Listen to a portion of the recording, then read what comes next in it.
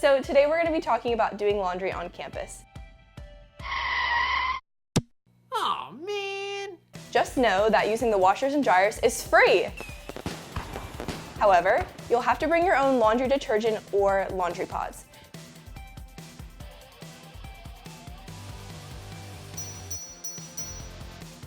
When you're going to use laundry detergent, try to use ones that are high efficiency, and when doing loads, make sure that they're full loads so we can be sustainable.